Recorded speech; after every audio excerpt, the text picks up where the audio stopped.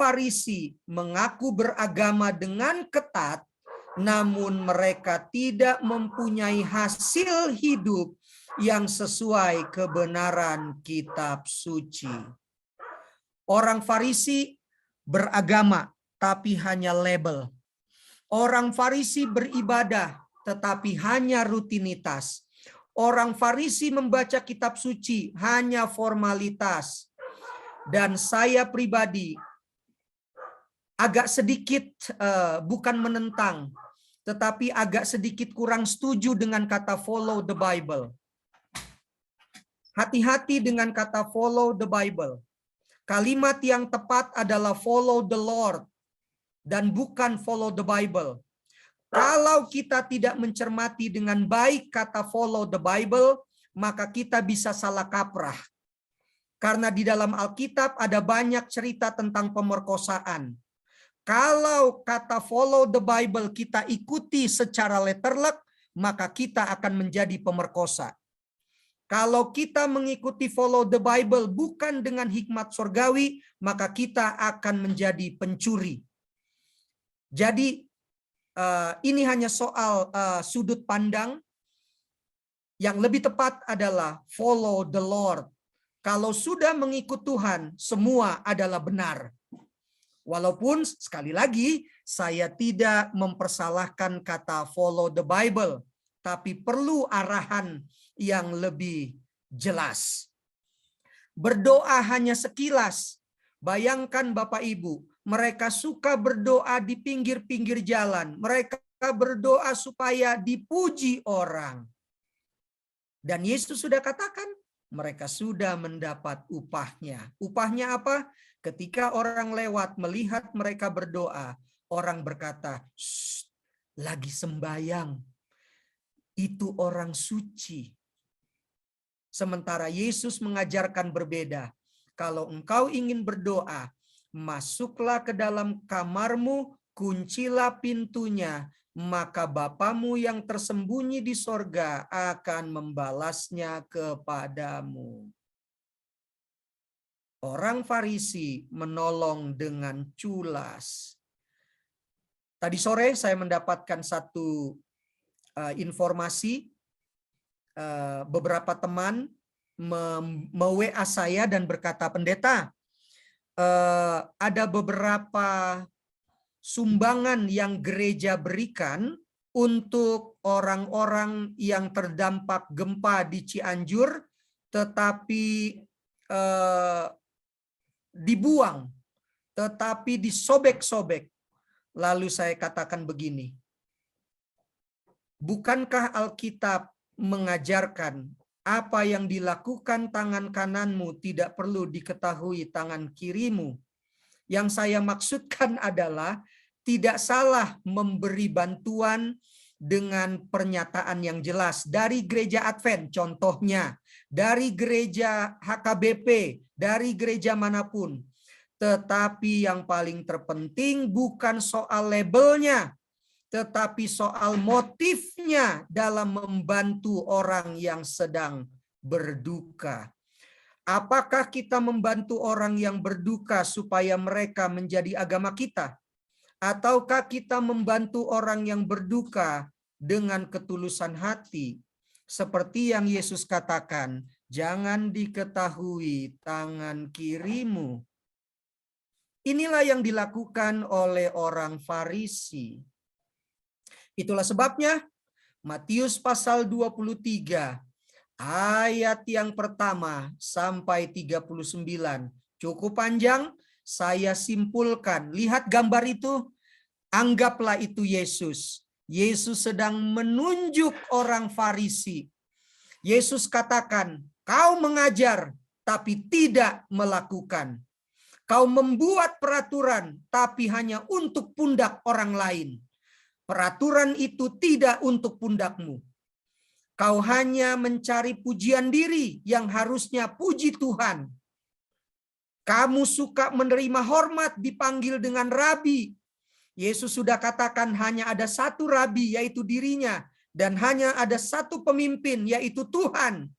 Tapi kau mengambil posisi menjadi pemimpin. mencari teman susah bersama-sama. Jadi ini menarik Bapak Ibu. Bapak Ibu baca saja Matius 23 ya, ayat 1 sampai 39 tadi. Mereka senang sekali mencari teman susah bersama. Jangan-jangan mereka punya konsep Bapak Ibu. Namanya SMOS, SMOS. Senang melihat orang susah dan susah melihat orang senang. Inilah sifat daripada orang Farisi. Itulah sebabnya Yesus menegurnya. Kamu merampas rumah janda-janda. Kamu menipu dengan doa-doa munafik. Kamu rakus akan harta dunia. Kamu mencari baptisan dan dibuat lebih jahat. Setelah orang itu masuk agamamu, lalu kamu jadikan mereka 2 kali lebih jahat daripada kamu sendiri. Kamu suka bersumpah demi Ka'bah.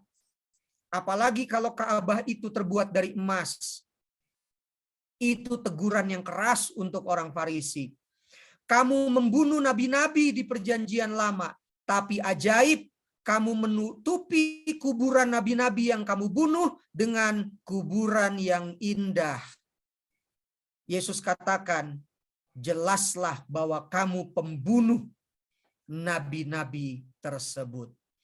Jadi Yesus menggunakan perumpamaan tentang benih itu kepada orang Farisi. Luar biasa. Tetapi berbeda. Sebelum sampai di benih yang terakhir, Yesus berkata dalam Matius 3 ayat 8. Jadi hasilkanlah buah yang sesuai dengan pertobatan. Itu juga yang disampaikan oleh Lukas 3 ayat 8. Kitab yang berbeda tapi ayat yang sama. 3 ayat 8. Hasilkanlah buah-buah yang sesuai dengan pertobatan. Apa yang kau ajarkan, kau lakukan. Dan janganlah berpikir dalam hatimu, Abraham adalah bapa kami. Karena aku berkata kepadamu, Allah dapat menjadikan anak-anak bagi Abraham dari batu-batu ini. Bapak Ibu, Yesus mengharapkan agar kehidupan orang Farisi merupakan hasil yang sama seperti yang mereka katakan. Simpel saja kok Bapak Ibu.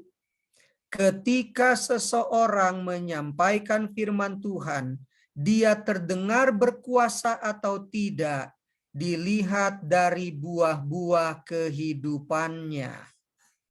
Itulah sebabnya kenapa orang begitu takjub kepada Yesus. Karena apa yang Yesus khotbahkan dipraktekkan, dan apa yang Yesus praktekkan dikhotbahkannya. Jadi itu sebuah kuasa yang tidak terbantahkan. Tetapi bila mana pendeta Budi berkhotbah dan tidak melakukannya, Anda bisa melihat bahwa saya tidak mempunyai kuasa apapun. Itu sama dengan saya jualan obat, omong kosong. Sekarang bagaimana dengan benih yang sebagian jatuh di tanah yang baik lalu berbuah? Ada yang 100 kali lipat, 60 kali lipat, dan 30 kali lipat. Yesus sedang berbicara tentang orang-orang yang hatinya dijadikan lahan, tanah, untuk firman Tuhan tumbuh dengan baik. Raja Daud mengatakan dalam Mazmur 119 ayat 9, dengan apakah seorang muda mempertahankan kelakuannya bersih, dengan menjaganya sesuai dengan firman-Mu. Firman Tuhan ada di dalam hatinya, menjadi pelita hidup yang menerangi dirinya, sehingga ketika orang melihat terang itu, mereka pun diterangi. Galatia 5 ayat 22 sampai 23.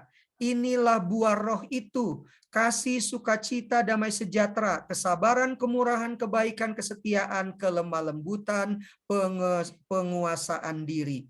Sekalipun tidak ada yang sempurna, tetapi buah roh ini pasti akan terlihat dalam kehidupan setiap hari. Pasti Bapak Ibu akan menonjol lebih daripada umumnya manusia yang tidak memiliki buah roh. Dan yang terakhir,